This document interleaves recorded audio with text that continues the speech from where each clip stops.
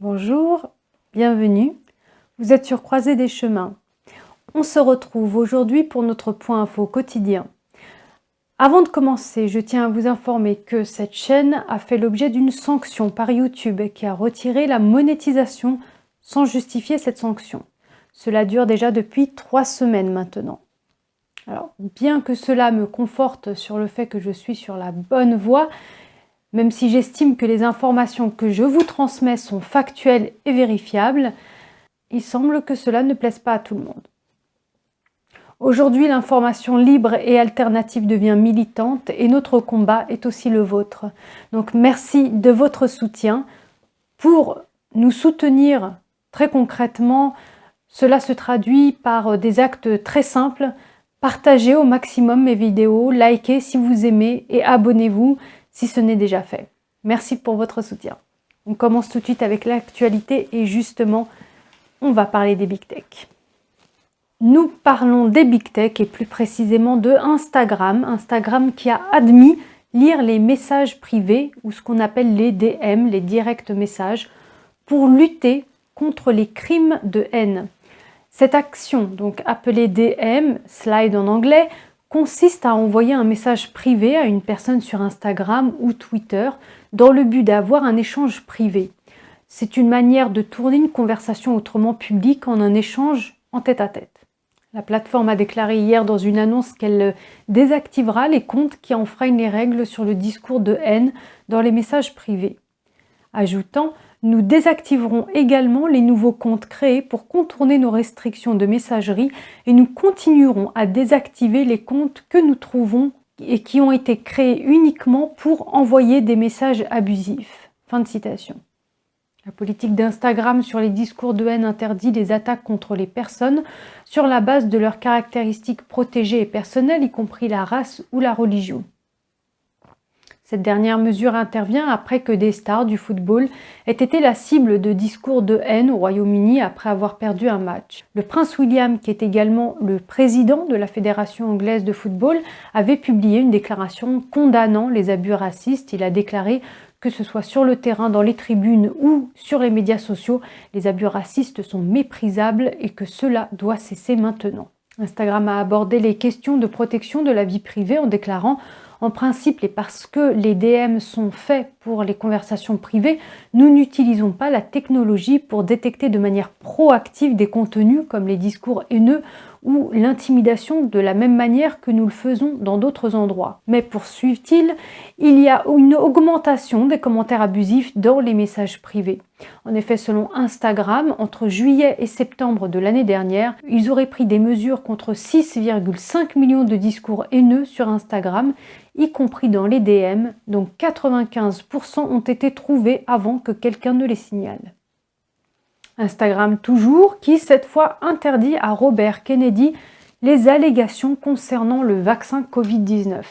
Facebook, propriétaire d'Instagram, a déclaré « Nous avons supprimé ce compte pour avoir partagé à plusieurs reprises des affirmations démenties sur le coronavirus ou les vaccins. » Facebook a annoncé en début de semaine qu'il étendait ses efforts pour supprimer les fausses déclarations sur Facebook et Instagram concernant le Covid-19 et les vaccins.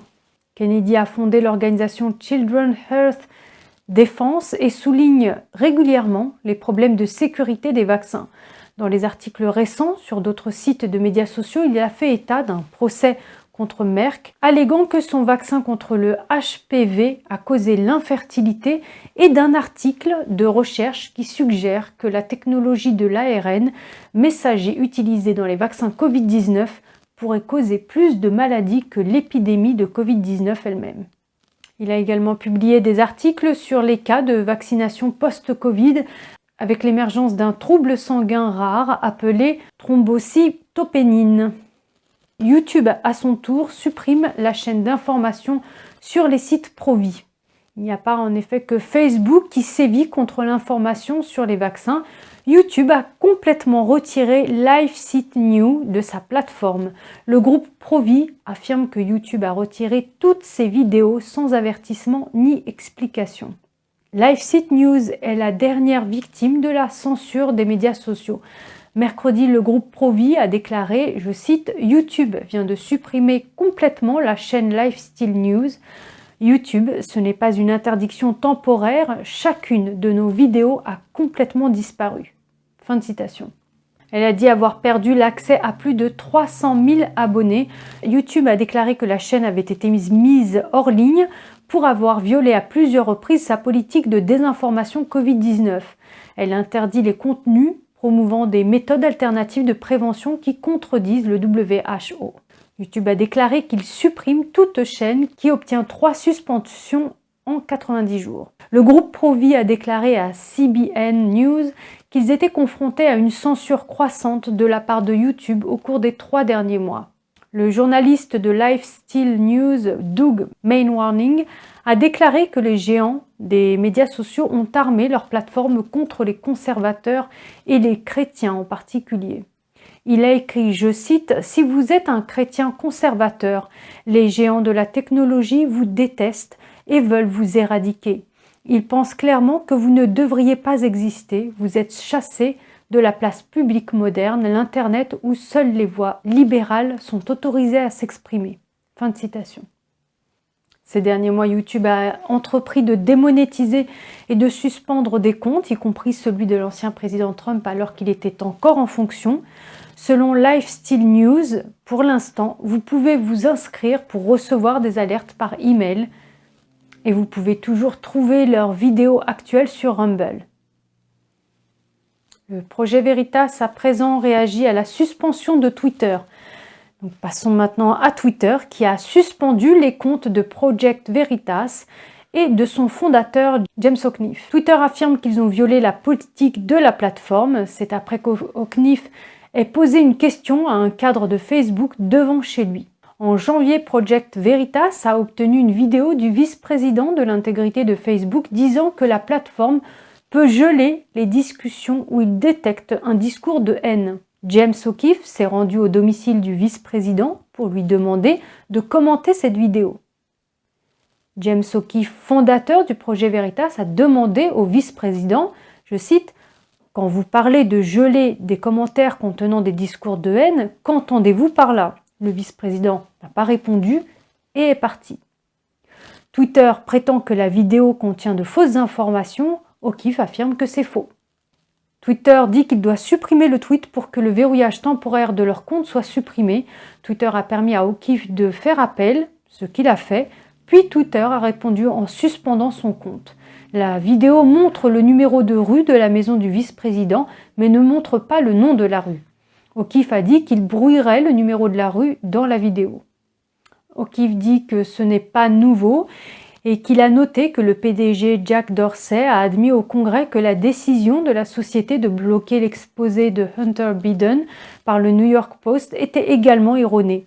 Mais ils ont quand même demandé au Post de supprimer leur tweet. Nous allons à présent parler un petit peu des projets de loi qui sont en cours pour lutter contre les big tech. Cela permettra d'équilibrer un petit peu. Plusieurs États en effet prennent maintenant position contre les grandes technologies. Déjà, nous en avions parlé dans une vidéo précédente.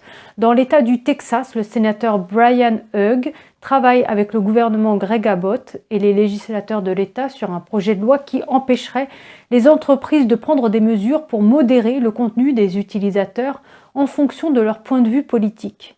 Le projet de loi permettrait aux citoyens d'avoir un recours juridique s'ils sont censurés ou retirés. Et le gouverneur de Floride, Ron DeSantis, a déclaré lors d'une conférence de presse la semaine dernière que les sociétés de médias sociaux ont commencé comme des plateformes neutres offrant une voie libre d'expression et que maintenant elles manipulent les informations, influençant également les résultats des élections. La Floride exigera des entreprises qui font la promotion d'un candidat qu'elles enregistrent ses soutiens comme des contributions à la campagne politique. Le Nebraska, qui est un autre État qui a récemment introduit une législation qui imposerait des amendes aux sociétés de médias sociaux pour avoir violé les droits à la liberté d'expression des utilisateurs du Nebraska. Kurt Friensen a présenté le projet de loi disant qu'il s'inquiétait du pouvoir des grands dirigeants technologiques de modérer les discussions et les discours en ligne. Il ne s'agit pas simplement des États, puisque le ministère de la Justice a poursuivi Google en octobre dernier, accusant l'entreprise d'utiliser des tactiques anticoncurrentielles. Et la Federal Trade Commission a poursuivi Facebook en décembre, alléguant que le géant des médias sociaux avait abusé de son pouvoir de marché pour étouffer la concurrence. La sous-commission antitrust du Congrès a publié un rapport de 450 pages en octobre dernier, à la suite d'une enquête bipartite lancée en juin 2019, dénonçant une série de pratiques anticoncurrentielles de la part des 4 titans de la technologie, Amazon, Apple, Facebook et Google. En Australie, actuellement, le Parlement débat de la possibilité de faire payer Google et Facebook pour les informations. La commission sénatoriale de législation économique a rejeté les arguments de Facebook et Google, selon lesquels le code dit que les négociations des médias étaient inapplicables.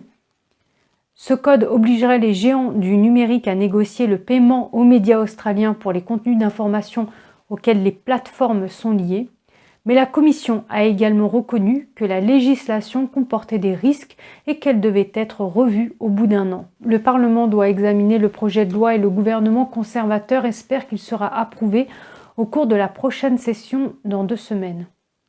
Et le Maryland devient le premier État américain à taxer la publicité numérique. En effet, les élus américains veulent réguler les géants de la Big Tech, mais aussi les taxer, comme dans le Maryland, premier État du pays à avoir approuvé vendredi un impôt sur la publicité en ligne, un secteur largement dominé par Google et Facebook. Le Parlement de ce petit État, en banlieue de la capitale de Washington, s'est prononcé en faveur d'une loi censée générer environ 250 millions de dollars au bout d'un an et qui seront destinés aux écoles. Le sénateur Bill Ferguson, principal rapporteur du texte, a déclaré vendredi sur Facebook, je cite, « Le Maryland va devenir le premier État du pays à s'assurer que les Big Tech payent leur part pendant qu'ils engrangent des milliards de dollars par an grâce à nos données personnelles pour vendre des pubs numériques. » Il poursuit en disant « Des entreprises comme Amazon, Facebook et Google ont vu leurs profits augmenter de manière spectaculaire pendant la pandémie de Covid-19, tandis que nos petites entreprises peinent à survivre. » Les lobbies de la Silicon Valley argumentent au contraire que les coûts de ce type de législation seront répercutés aux entreprises petites et grandes qui achètent des espaces publicitaires sur leur plateforme. Le Maryland, disent-ils, a l'honneur douteux d'être le seul État du pays à avoir approuvé une loi aussi mauvaise, avec en plus la distinction de l'avoir fait pendant une pandémie et une crise économique. Il s'agit d'un commentaire fait par Robert Callahan, un vice-président de l'Internet Association, qui représente la plupart des grands groupes technologiques. D'autres États américains pourraient bien être tentés d'emboîter le pas au Maryland, alors que leurs caisses sont vides après une année de restrictions imposées aux activités économiques. Imposer plus de responsabilités aux réseaux sociaux, Google et Facebook font face à des poursuites de diverses autorités pour abus de position dominante et Amazon et Apple pourraient en subir aussi. À gauche comme à droite, les élus veulent en outre imposer plus de responsabilités aux réseaux sociaux, du respect de la confidentialité des données à la modération des contenus. Larry Hogan, le gouverneur républicain du Maryland, avait opposé son veto au nouvel impôt, mais vendredi, le Sénat local a voté en faveur du contournement de ce veto après la Chambre des représentants jeudi. Voilà, Croiser des chemins, c'est fini pour aujourd'hui. Merci d'avoir suivi, d'avoir été présent et à l'écoute. Si vous avez aimé ces vidéos, n'hésitez pas à liker et partager. Prenez soin de vous et pour ma part, je vous dis à demain.